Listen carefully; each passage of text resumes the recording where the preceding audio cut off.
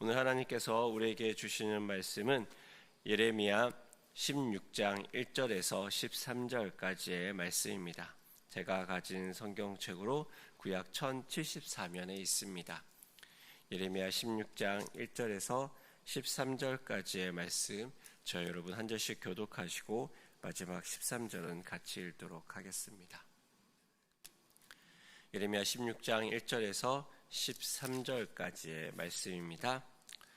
여호와의 말씀이 또 내게 임하여 이르시되 너는 이 땅에서 아내를 맞이하지 말며 자녀를 두지 말지니라. 이곳에서 낳은 자녀와 이 땅에서 그들을 해살한 어머니와 그들을 낳은 아버지에 대하여 여호와께서 이와 같이 말씀하시오니 그들은 독한 병으로 죽어도 아무도 슬퍼하지 않을 것이며 묻어주지 않아 지면의 분토와 같을 것이며 칼과 기근에 망하고 그 시체는 공중의 새와 땅의 짐승의 밥이 되리라. 여호와께서 이와 같이 말씀하시되 초상집에 들어가지 말라. 가서 통곡하지 말며 그들을 위하여 애곡하지 말라. 내가 이 백성에게서 나의 평강을 빼앗으며 인자와 사랑을 제함이라. 여호와의 말씀이니라. 큰 자든지 작은 자이든지 이 땅에서 죽으리니 그들이 매장되지 못할 것이며 그들을 위하여 애곡하는 자도 없겠고 자기 몸을 베거나 머리털을 미는 자도 없을 것이며 그 죽은 자로 말미암아 슬퍼하는 자와 떡을 떼며 위로하는 자가 없을 것이며 그들의 아버지나 어머니의 상사를 위하여 위로의 잔을 그들에게 마시게 할 자가 없으리라. 너는 잔치집에 들어가서 그들과 함께 앉아 먹거나 마시지 말라. 만군의 여호와 이스라엘 하나님께서 이와 같이 말씀하시니라. 보라, 기뻐하는 소리와 즐거워하는 소리와 신랑의 소리와 신부의 소리를 내가 내 목전 내 시대 이곳에서 끊어지게 하리라. 내가 이 모든 말로 백성에게 말할 때 그들이 내게 묻기를 여호와께서 우리에게 이 모든 큰 재앙을 선포하심은 어찌 됨이며 우리의 죄악은 무엇이며 우리가 우리 하나님 여호와께 범한 죄는 무엇이냐 하거든. 너는 그들에게 대답하기를 여호와께서 말씀하시되 너희 조상들이 나를 버리고 다른 신들을 따라서 그들을 섬기며 그들에게 절하고 나를 버려 내 율법을 지키지 아니하였음이라. 너희가 너희 조상들보다 더욱 악을 행하였도다. 보라, 너희가 각기 악한 마음에 완악함을 따라 행하고 나에게 순종하지 아니하였으므로. 같이 읽겠습니다. 내가 너희를 이 땅에서 쫓아내어 너희와 너희 조상들이 알지 못하던 땅에 이르게 할 것이라. 너희가 거기서 주야로 다른 신들을 섬기리니 이는 내가 너희에게 은혜를 베푸지 아니함이라 하셨다 하라. 아멘. 또 이 새벽에 하나님 앞에 나오신 여러분들을 축복합니다. 귀한 하나님의 말씀을 통하여 또 여러분 기도의 더 깊은 자리로 나아간 여러분 되시기를 축복합니다.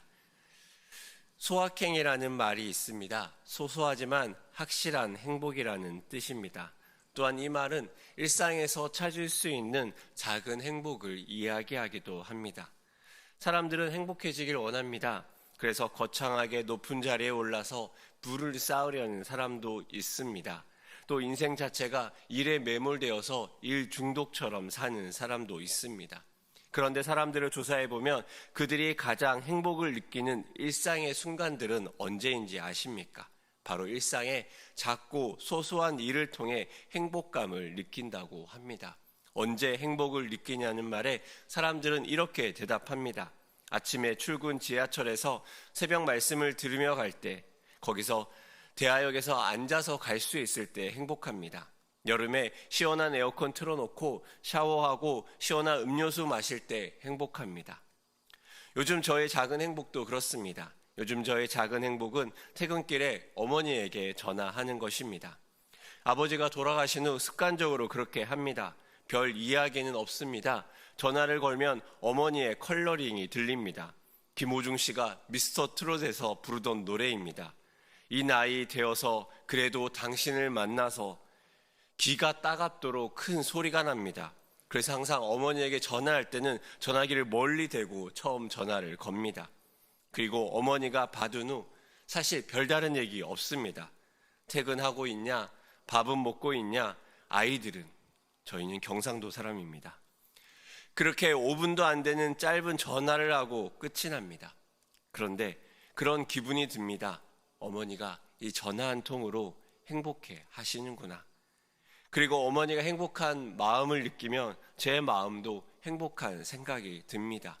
아버지가 돌아가시고 전화할 곳이 없다는 그 쓸쓸한 방황이 아직 갈 수 있는 곳이 있다는 것, 그리고 가족이 있다는 것이 행복감을 느끼게 하는 것 같습니다. 아직 연소한 제가 할 소리는 아니지만 실상 우리의 삶은 거창한 그 무엇이 우리를 행복하게 하지 않는 것 같습니다. 일상의 작은 일들이, 그리고 함께할 사람이 있다는 것, 그것이 우리를 행복하게 하는 것 같습니다. 인생이 무엇으로 의미를 가지는가? 좋은 사람들과 함께 작은 일을 통해 행복감을 느낄 때가 아닐까요? 그래서 미국의 코미디언 루이스 CK는 이렇게 이야기한다고 합니다. 삶의 의미에 대해서 머리 아프게 고뇌할 시간에 밥을 맛있게 먹어라. 이러한 소소한 행복이 이스라엘이라고 다를까요? 하지만 심판에 대해서 계속 이야기하시는 하나님은 이러한 소소한 삶과 행복에 대해서 다르게 이야기합니다. 결국 우리의 행복의 시작은 무엇일까요? 사역자가 되기 전에는 사역자의 삶에 대한 막연한 존경과 환상이 있었습니다. 근데 막상 사역자가 되고 보니 그렇게 다를 바가 없다는 생각도 해보게 됩니다. 사역자도 주님 앞에 헌신하였기에 거친들 아골 골짜기를 지나가는 것도 그들에게 아무렇지 않을 것이라 생각했지만 막상 그 길을 걸어가 보니 사역자라고 해서 아픔이 덜 느껴지는 것도 아니었습니다. 또한 사역자라고 해서 하나님이 갑자기 더 깊은 친밀감을 보여주는 것도 아니었으며 특별히 사역자가 되었다고 해서 갑자기 가족들이 나를 대하는 모습이 바뀌는 것도 아닌 것 같습니다. 여전히 하나님을 찾아가는 삶에서 그전과 다를 바가 없어 보입니다. 그런데 오늘 하나님은 이러한 심판에 대한 이야기를 하면서 예레미야에게 이렇게 이야기를 합니다. 우리 같이 본문의 1절, 2절의 말씀을 같이 읽어보도록 하겠습니다. 1절, 2절의 말씀입니다. 시작. 여호와의 말씀이 또 내게 임하여 이르시되 너는 이 땅에서 아내를 맞이하지 말며 자녀를 두지 말지니라. 아멘. 사역자는 때로 홀로 살아가는 사람도 있습니다. 특별히 가톨릭에서는 하나님과 결혼한 사람으로서 독신을 필수 조건으로 요구하기도 합니다. 하지만 우리는 다릅니다. 오히려 결혼을 함으로써 일상생활에서 누리는 삶의 자리를 갖습니다. 실제로 그렇지 않습니까? 가정을 이루고 사랑하는 것을 배울수록 더 깊은 사랑의 경험을 하게 됩니다. 특별히 결혼을 한다는 것, 자녀를 낳는 것은 그것은 어쩌면 인간이 이 땅에서 누릴 수 있는 가장 큰 특권이기도 하며 그 삶의 자리를 통해서 우리에게 다가오신 아버지의 마음이 무엇인지 느낄 수 있습니다. 그런데 하나님은 예레미야에게 아내를 맞이하지도 말며 자녀를 두지도 말라 이야기하십니다. 예레미야가 초반에 하나님에게 부름을 받을 때의 나이가 20살 정도라고 이야기합니다. 하나님의 선지자로 서가는 청년, 게다가 신실하고 경건한 청년, 아나돗의 선지자 가문에서 얼마나 많은 여성의 구애가 있었겠습니까? 게다가 예레미야의 인생이 어떻습니까? 사람들에게 오해받고 사람들에게 거절받고 여기저기서 깨지는 감정의 소모가 얼마나 많은 삶 아니겠습니까? 이러한 인생에 기댈 곳 하나는 있어야 하지 않겠습니까? 이리저리 마음이 깨어지고 마음이 무너져 집에 왔을 때 예레미야를 향해 달려오며 아빠라고 외치며 안기는 인생의 피로를 녹여줄 자녀가 필요하지 않겠습니까? 하나님은 예레미야에게 그 일상의 행복과 인생의 행복을 금지시킵니다. 가서 부정한 아내를 취하여서 계속해서 평생의 괴롭힘을 당한 호세아가 더 나은지 아니면 아예 결혼 자체를 거절당한 예레미야가 더 나은지 우리는 판단하기 어렵습니다. 하지만 어쩌면 인생에서 당연하게 누릴 것을 금지당한 예레미야의 마음은 어떻겠습니까? 하고 싶은데 하지 않은 것과 하지 못하는 것은 다른 것 아니겠습니까? 그것도 복장 제한, 두발 제한이 아닌 인생의 이야기라면 그 무게감이 틀리지 않겠습니까? 하나님은 예레미야 개인의 인생의 소소한 행복과 삶의 여정을 금지시킵니다. 왜 그러실까요? 또한 두 번째로는 초상집에 들어가지 말라고 이야기합니다. 우리 같이 5절의 말씀도 같이 읽어보도록 하겠습니다. 5절의 말씀입니다. 시작. 여호와께서 이와 같이 말씀하시되 초상집에 들어가지 말라. 가서 통곡하지 말며 그들을 위하여 애곡하지 말라. 내가 이 백성에게서 나의 평강을 빼앗으며 인자와 사랑을 제함이라. 여호와의 말씀이니라. 아멘. 사람의 대수하에서 중요한 것 중에 하나가 이 장례식입니다. 모두가 장례식 한 번은 치러본 경험이 있으실 것입니다. 처음에는 슬픔에 이리저리 정신이 없습니다. 게다가 복잡한 장례 절차와 돈 문제를 해결하기 위해 정신이 없고 간간히 오는 사람을 맞이하는 것으로 더욱 정신줄을 놓게 됩니다. 그럼에도 장례식은 따뜻한 위로를 주기도 합니다. 제가 장례식을 치를 때 가장 많은 위로가 되는 것은 바로 함께했던 사람들입니다. 나의 아픔을 알고 마음을 알아주는 사람이 함께 오는 것이 장례식입니다. 조문을 하고 또 함께 안아줄 때 나도 모르는 내 안의 슬픔과 감정이 북받치는 것을 경험합니다. 그러면서 슬픔이 조금은 해소되며 몸과 마음이 조금은 회복되는 것 같은 경험을 하게 됩니다. 그런 의미에서 슬픔을 함께 나눌 사람이 있다는 것, 사회생활을 하며 인생을 살아가는 우리의 행복한 시점 아닙니까? 하나님은 말합니다.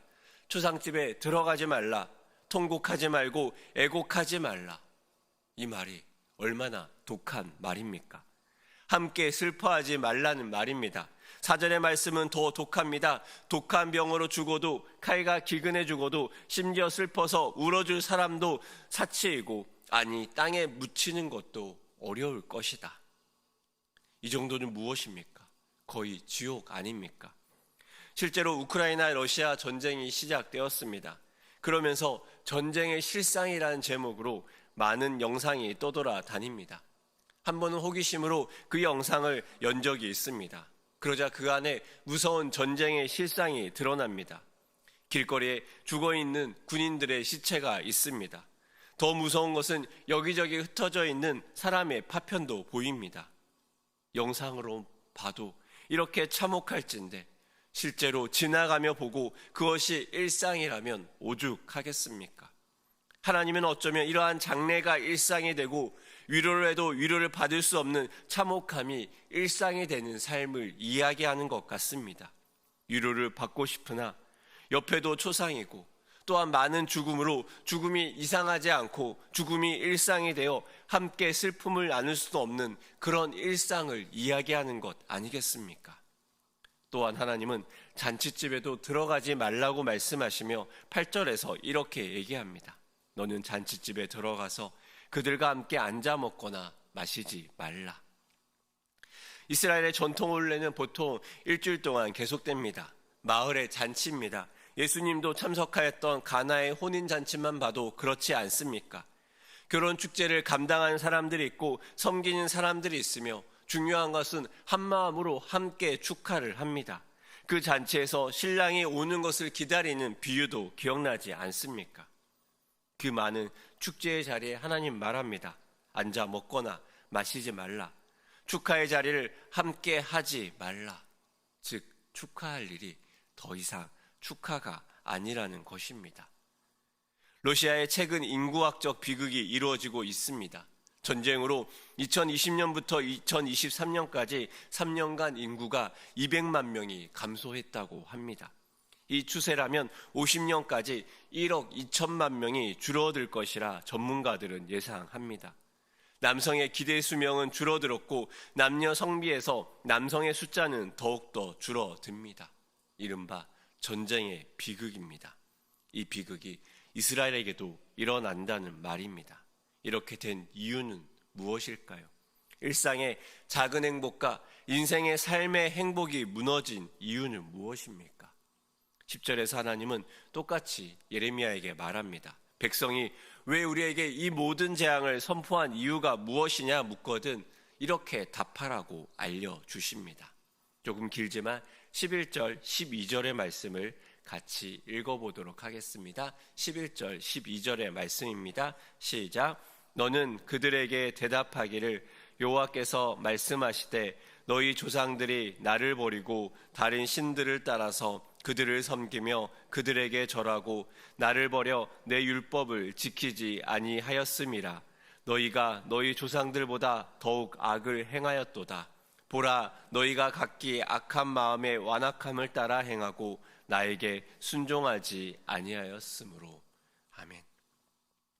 하나님 말씀하시는 이 잔혹한 현실과 일상의 작은 행복을 잃어버린 이유는 간단합니다.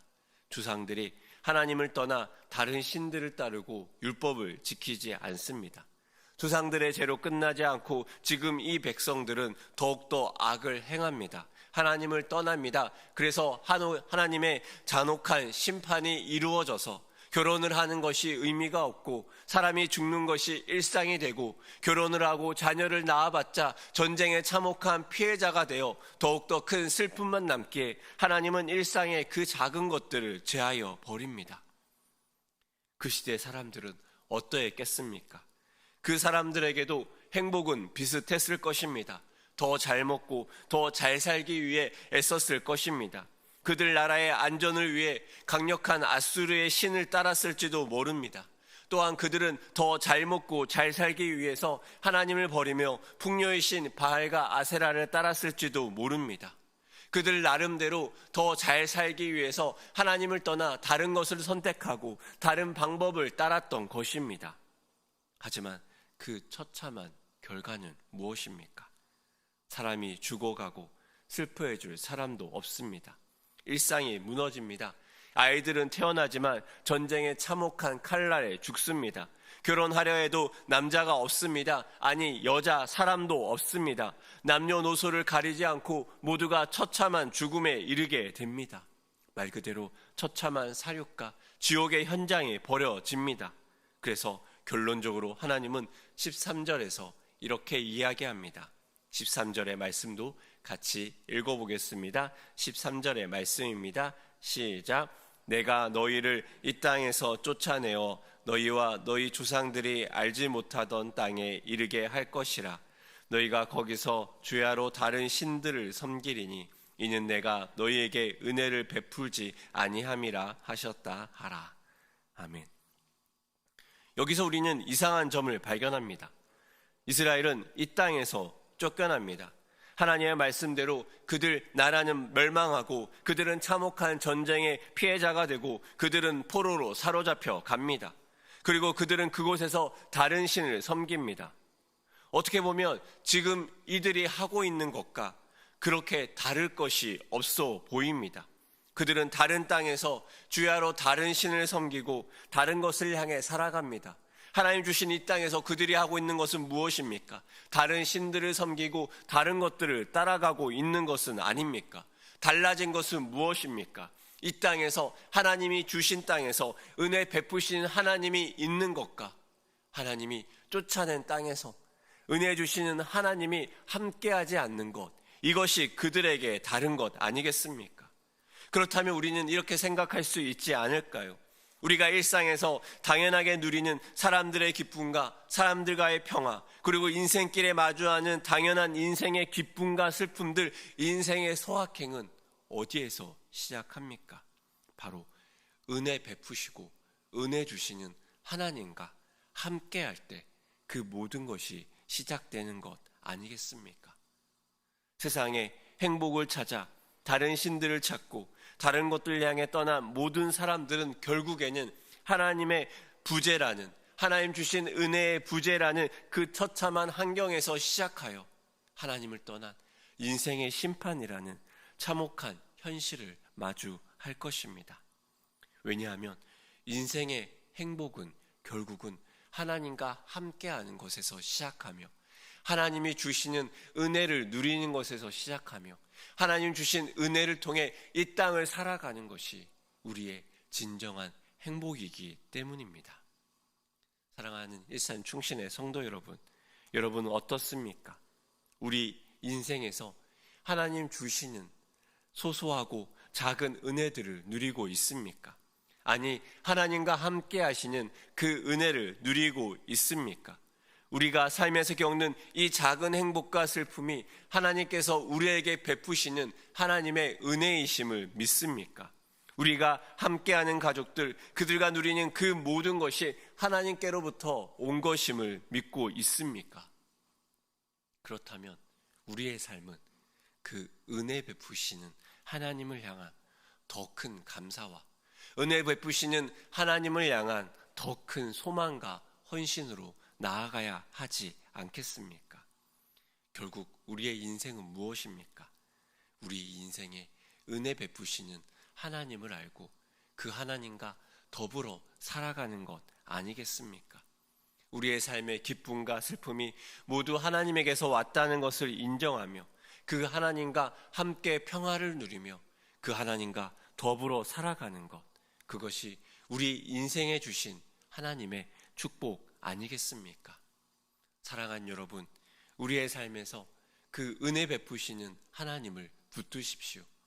그 은혜 베푸시는 하나님을 통해 우리의 삶에 누리는 작은 기쁨과 즐거움들을 마음껏 누리십시오. 그리고 그 하나님의 은혜 안에 잠기십시오. 그것이 우리에게 주시는 하나님의 기쁨과 우리를 향한 하나님의 사랑의 마음입니다. 오늘 하루 그 하나님의 은혜를 누리시는 여러분 되시기를 축복합니다. 은혜 주시는 하나님에게 감사하러 나아가는 여러분 되시기를 축복합니다. 그리고 그 하나님을 온전히 붙들고 그 하나님과 동행하시는 오늘 하루가 되시기를 축복합니다. 함께 기도하겠습니다. 하나님 아버지, 우리의 삶에서 누리는 작은 행복과 기쁨이 모두 하나님에게로부터 온 것임을 기억합니다. 하나님이 아닌 다른 세상의 것을 찾아 나섰다가 결국 우리는 오늘 이스라엘이 맞이하게 될 그 심판의 모습처럼 우리의 모든 행복이 사라진 채 인생의 슬픔 가운데만 머물 것임을 우리는 확신합니다.